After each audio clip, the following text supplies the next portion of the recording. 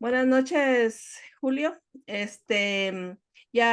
Como había anunciado anteriormente, te tenemos ahora aquí en este programa, Voces de Mujeres.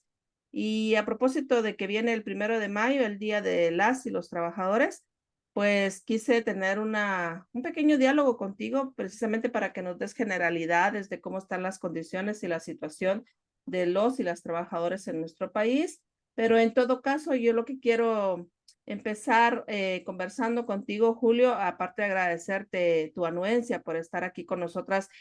Cabe mencionar que pues estamos haciendo una grabación ahorita en la noche para que, bueno, esta grabación la voy a pasar mañana en la mañana en el programa. Tu anuencia por estar disponible siempre para estos programas con voces de mujeres. Así que nuevamente muchas gracias.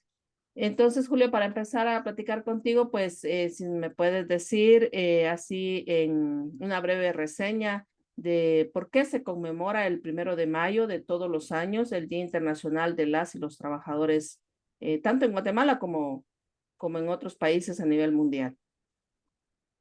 Bueno, muy buenas noches, Severo, y gracias al programa Voces de Mujeres por la oportunidad de la entrevista. Y creo que hay muchos temas importantes, pero el trabajo es fundamental para toda persona y la sociedad, como el derecho a tener tierra para producirla, ¿va? Son dos elementos que son vitales para la generación de bienes y riqueza de las personas. Cabe señalar que antes de 1886, las jornadas de trabajo eran de hasta de 18 horas, ¿verdad? Diarias, 16, 17, hasta 18 horas diarias. La gente se enfermaba mucho, se moría, ya no regresaba a sus casas. Luego todo ello, pues se hicieron muchos estudios por los líderes de los trabajadores en distintas etapas, y sus resultados concluyeron de que las enfermedades, la muerte de las personas era causa del exceso de trabajo. Y el resultado era que las personas necesitamos 8 horas de trabajo, 8 horas para descansar y 8 horas para dormir. Y luego por ello impulsaron muchas demandas. Sin embargo, llevó muchos años y todo ello llevó a realizar grandes manifestaciones en Estados Unidos, Canadá, otros países de Europa, pero más en Estados Unidos. Y luego en estas grandes manifestaciones, podríamos decir, ingresaron algunos gente del gobierno, los empresarios, y en una de esas manifestaciones lanzaron unas bombas que hirieron a policías y a otras personas. Y luego, digamos, ellos capturaron a 7 líderes sindicales de los más connotados, y de ellos pues le llevaron un juicio como los que lleva el MP aquí en Guatemala hoy día, ¿verdad? Con manipulaciones y mentiras, con líderes y periodistas y jueces y magistrados, ¿verdad? Entonces, finalmente, todo ese proceso mafioso condenaron a 6 líderes a la horca, 6 líderes sindicales a la horca y uno a cadena perpetua.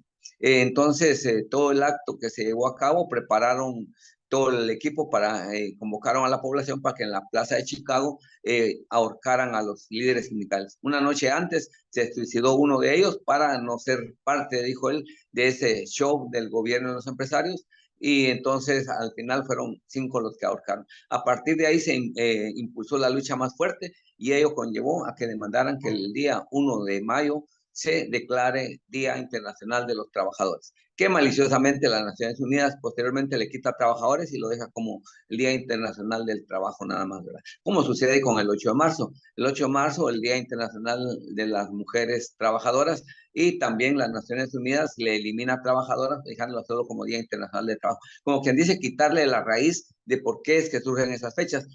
Porque el 1 de mayo en Estados Unidos no se conmemora el 1 de mayo, que es donde se dio digamos, la horca a los 5 mártires, sino que el 1 de septiembre, igual que en Canadá, ¿verdad? Entonces, así es como surge esta fecha, y en todas partes del mundo se conmemora, se llevan a cabo jornadas fuertes. Aquí en Guatemala, a pesar de la pandemia, siempre se mantuvieron las jornadas de protesta mínimas, y después ya como ya normal, ¿verdad? Y se unen no solo trabajadores, sino que mujeres, estudiantes, religiosos, campesinos, pueblos originarios. Y yo creo que es fundamental que nos entendamos que tenemos que unirnos, hacer alianzas, porque todos luchamos por un mismo objetivo, que es por una vida digna para un buen vivir, ¿verdad? Muchísimas gracias, Julio. Interesante cómo surge esta fecha y también lo que acabas de mencionar, ¿verdad? Cómo es que algunas instituciones, en este caso organismos internacionales, pues tratan de despolitizar el verdadero sentido que ha tenido estas fechas conmemorativas. Por eso también creo que es importante hacer cada vez más fuerte nuestras voces en relación a qué se conmemora en estos días, ¿verdad? Y cuáles son los derechos que estamos exigiendo desde aquellos tiempos hasta la actualidad. Y en ese sentido, Julio, te quería preguntar, desde ese tiempo, desde hace años, muchos años atrás, hasta la fecha, hasta la actualidad, ¿cómo está la condición y la situación de las y los trabajadores a nivel general en Guatemala, Julio? Bueno, de que históricamente sabemos que las condiciones de trabajo son precarias, de alto riesgo, no hay seguridad ocupacional, muchos trabajadores y trabajadoras no tienen seguridad social, luego tenemos un gobierno que no tiene una política de protección social, como se evidenció con el COVID-19, que mucha gente se quedó sin trabajo, y no consiguen trabajo y entonces sin ningún respaldo del gobierno para que tengan esa protección mínima para sobrevivir. Y luego los grados de explotación son severos, ¿verdad? Más en el agro, para las mujeres trabajadoras en la maquila, en los almacenes, en los restaurantes, ya no digamos las trabajadoras de casa particular, que prácticamente siguen teniendo un trabajo esclavo que les dan días de descanso y trabajan las 24 horas y que no hay ni salario mínimo, ¿verdad? No cumplen con el salario mínimo. Y a ellas les deberían de aplicar el salario no agrícola, porque es el que corresponde para todas las áreas, ¿verdad? Sí, no hay necesidad de crear otro salario. El salario no agrícola debe de aplicarse para todos los trabajadores y trabajadoras. Y luego, digamos, tenemos una situación muy complicada que es la corrupción. La corrupción hay que entenderla que no es solo robarse el dinero, no es solo robarse bienes materiales, sino también está en el papel que juegan los jueces de trabajo, los magistrados, el Ministerio de Trabajo, principalmente la Inspección General de Trabajo, que no cumplen su responsabilidad en hacer cumplir y aplicar las leyes laborales para aquellos que la violan y que no cumplen con el salario mínimo. Te comento, en el Tumbador San Marcos actualmente hicimos un estudio y a las grandes fincas cafetaleras le están pagando a los trabajadores por jornal 23 quetzales por una tarea. Y lo más que les permiten son 3 tareas, pero que no las hacen por el alto del monte y tiene que ir a ras de la tierra. Hacen tarea y media. ¿Qué pueden ellos lograr un trabajo digno, vida digna, con un salario de 23 por jornal? Terrible, ¿verdad? Y en las maquilas igual hay trabajadoras que trabajan 15, 18 años, las despiden y no les pagan su pasivo laboral. Además, hay una exigencia en todos los centros de trabajo de mayor productividad, mayor calidad, y si no, pues los trabajadores son despedidos, no les pagan su bono no, de calidad, no, y además, pues aparte de ello, en la mayoría de trabajos no hay bono 14, no hay aguinaldo y no hay ni vacaciones. Pero esta situación se ha venido a empeorar desde Otto Pérez Molina. Otto Pérez Molina empezó a implementar una política que ellos dicen que es certeza jurídica para los trabajadores y los sindicatos, y con ello pues han disminuido la libertad sindical, no hay acceso a la negociación colectiva. Hoy el Ministerio de Trabajo está aplicando políticas que prácticamente están anulando los pactos colectivos de manera discrecional para la mayoría, pero para otros no. Y en este caso, pues cuando llegó Jimmy Morales, fue más agresiva esa política antisindical, antilaboral, de mayor impunidad, de mayor corrupción, pero con Yamatei, de una vez prácticamente el Ministerio de Trabajo está inservible para la clase trabajadora. Están prácticamente, podríamos decir, casi un 99, 98% de impunidad, de corrupción, porque no cumplen con su deber de aplicar las leyes. Y esto pues se ha venido a agravar con el tema del el reglamento de trabajo a tiempo parcial. El reglamento de trabajo a tiempo parcial es para aplicar, dicen ellos, el convenio 175 de la OIT, que es sobre trabajo a tiempo parcial. Pero este reglamento adaptado, hecho por diputados corruptos vendidos al poder económico, lo que han hecho es hacer un reglamento que mata y mató el espíritu del convenio 175, que es proteger a los trabajadores que por necesidad tienen un trabajo a tiempo parcial.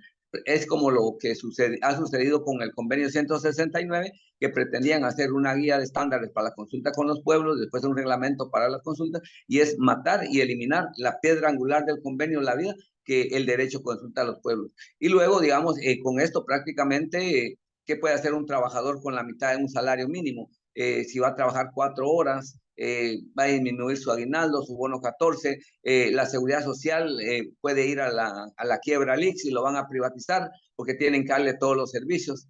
Pero para terminar de matar a la clase trabajadora, hundirla en más crisis, en mayor explotación y con mayor discriminación, más exclusión para los trabajadores y trabajadoras del área rural, el gobierno de Yamatei impuso lo que son las circunscripciones económicas, la 1 y la 2. La 1 es donde se aplican los salarios mínimos, se definen los salarios mínimos para el departamento de Guatemala con un 7% de aumento que hizo. Claro, teniendo diferencias de que, digamos, el salario de maquila y exportación es menor, donde hay más mujeres, luego el salario agrícola es más bajo y el salario no agrícola es un poco más alto en el departamento de Guatemala, con 7%. Pero cuando vemos para el resto de departamentos de Guatemala, en la misma categoría, salarios de exportación y maquila, agrícola y no agrícola, en la misma situación que expliqué del anterior. Aquí el ajuste salarial fue de un 4%, cuando la pobreza, digamos, la exclusión es mayor en el área rural y es donde los grandes finqueros de azúcar, café, palma africana o palma de aceite, banano, donde no hay sindicatos y, por ejemplo, cardamomo, la macadamia, ahí están con una mayor explotación y los salarios quedaron más bajos. Entonces, esa es la situación que tenemos laboral, pero también tienen proyectos, iniciativas de ley, como lo es el Código Procesal Laboral y Seguridad Social, que con esto ellos pretenden eliminar el Código de Trabajo, que todavía queda una buena parte como herencia de la Revolución del 44, al igual que el ICS. El ICS lo quieren concesionar y privatizar, y esa es una lucha que mantenemos. Lamentablemente hay una lucha digamos, antisindical fuerte del gobierno y patronos, pero también hay una política de terror a que no se organicen el sindicato desde la selección de contratación, sea ese tipo de problemas. Entonces tenemos una situación grave porque, digamos, ahora todo es sobre pretexto del COVID-19, que hay que hacerlo por el COVID, que ellos hablan los empresarios y gobiernos que hay que reactivar la economía, y entonces nosotros les preguntamos, ¿pero cuál economía? Si la economía de los empresarios ha estado reactivada y es de millonarias ganancias. La que hay que reactivar es la economía de la clase trabajadora y las clases populares, porque está por los suelos, pero ellos hablan en el sentido de ellos para hacer sostenibles las empresas. Y cómo, si las empresas siempre han sido sostenibles, lo que no es sostenible es el desarrollo integral y para una vida digna de la clase trabajadora y sus familias y la mayoría de los pueblos. Muchas gracias, Julio. Bueno, muchísimas gracias por el contexto que me das. Como te mencioné, voy a profundizar sobre temas más puntuales en relación a las condiciones de las mujeres trabajadoras, ¿verdad? Porque nuestra naturaleza es profundizar en las mujeres, en la situación de las mujeres, pero era importante también conocer un panorama general de cómo estamos las y los trabajadores aquí en nuestro país. Ya por último, Julio, ¿qué mensaje le dejas a las personas que nos escuchan para este 1 de mayo?